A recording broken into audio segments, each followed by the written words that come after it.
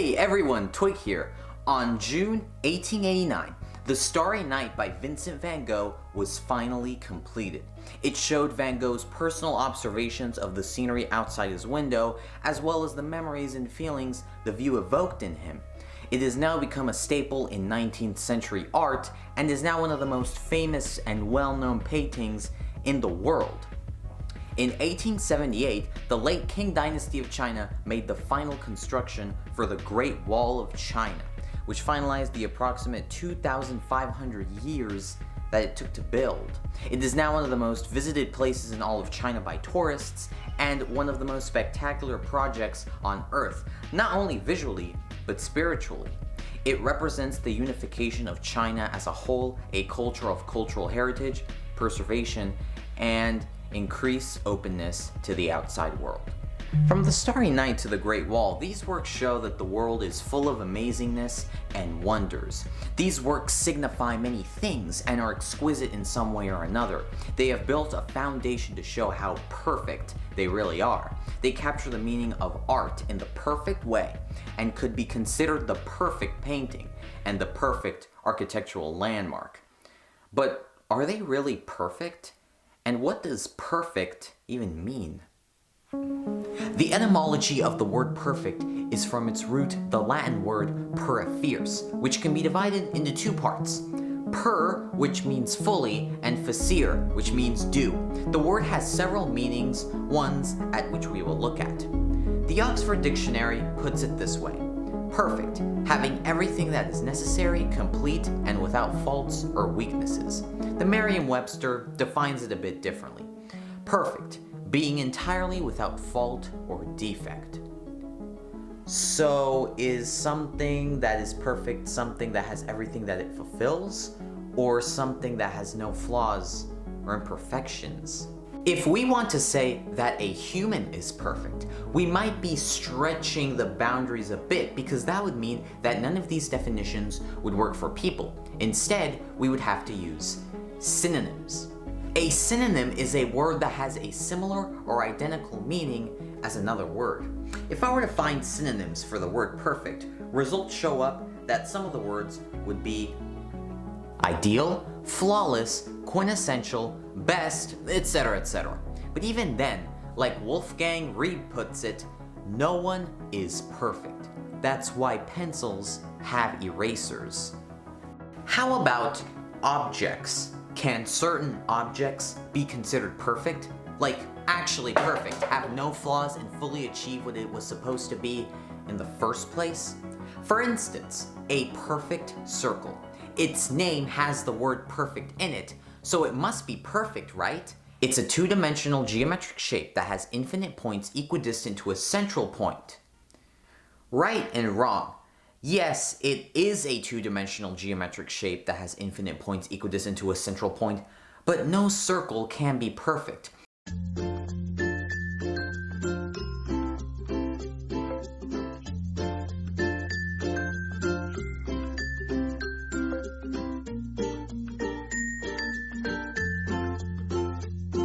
So that means that the Starry Night itself is not perfect. All of the circles and shapes that are in it are just that, imperfections.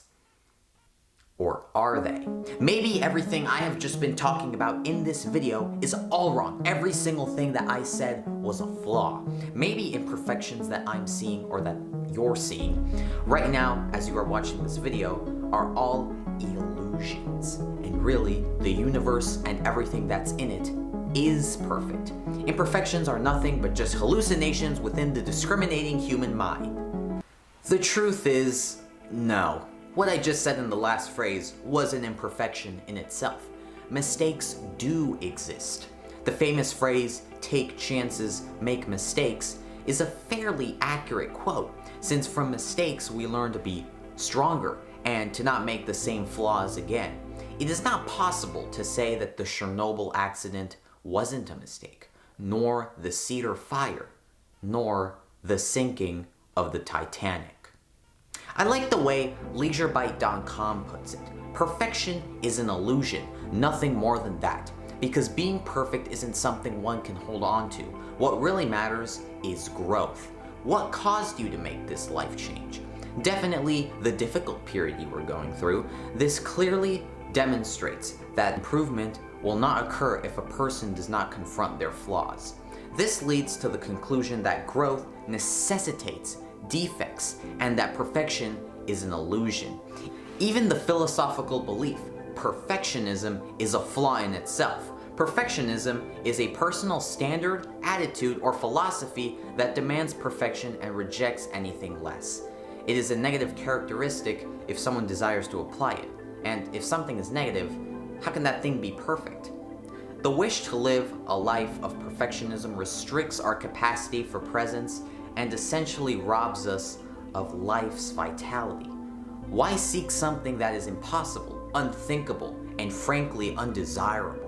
But how about imperfections in things that do appear to look perfect? Going back to the topic of perfect objects. According to the physicist Werner Heisenberg, he created what's called the uncertainty principle. He states that there's just inherent noise when you zoom in far enough. Unless you define perfection to fit this kind of noise, humans will never be able to create it. The law also claims that we cannot accurately determine a particle's position and speed in both directions. The more precisely we can determine a particle's position, the less we know about its speed and vice versa. So if we don't even know where the base of matter is, which is that makes up everything in the universe, it is indeed plausible to say that the universe is not perfect. When it comes to formal systems, creations of pure thought ideas from our mind, and even mathematics, we have to go back to perfectionism. Can any of our thoughts be perfect? Well, if we were to yet again apply perfectionism into our lives and have idealistic thoughts in mind, they would ironically be far from perfect.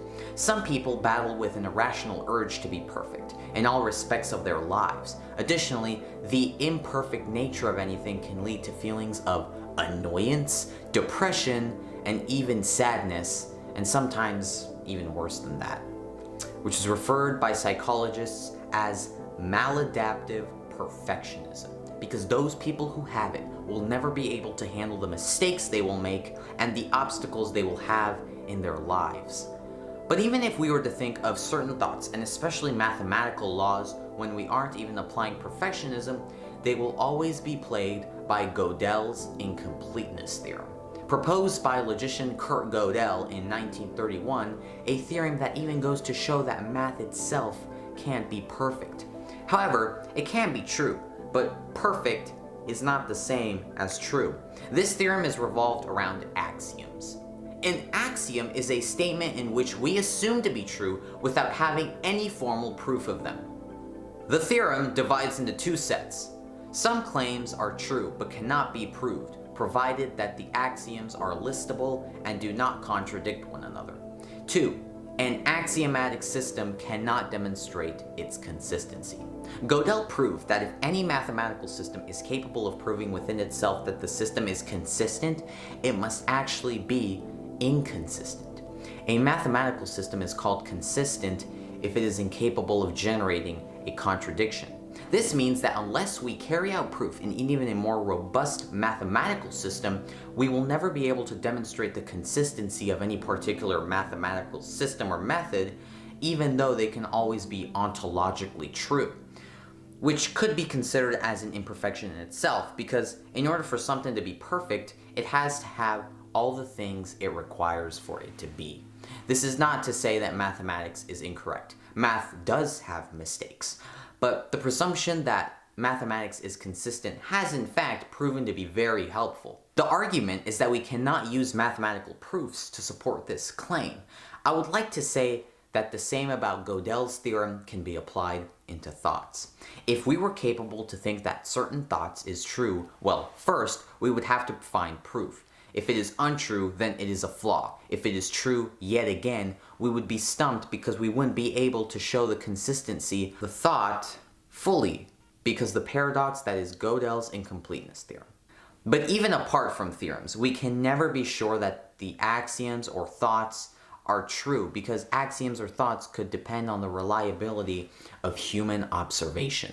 As a result, mathematics is only absolutely true to the extent that the axioms allow it to be absolutely true, and thoughts are only fully true if the mind of oneself allow the thoughts to be absolutely true.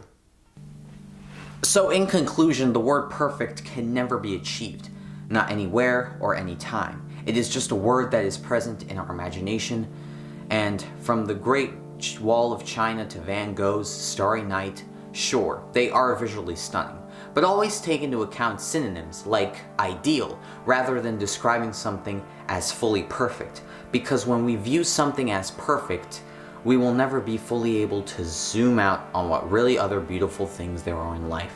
So always zoom out and look joy in everything that happens, even mistakes. If anything is imperfect, then it doesn't mean that the world itself is hell or it's a mistake. Everyone is different and we all make mistakes, and that's a good thing. We learn from our mistakes and we can always strive to do good and amazing, but don't always jump to the perfect point because it doesn't exist and it is, well, quite exaggerated. Always remember to find beauty in flaws and support one another in living happy lives free from constraints of perfection. And if we would like to describe something as perfect, think again. And so with that, thanks for watching.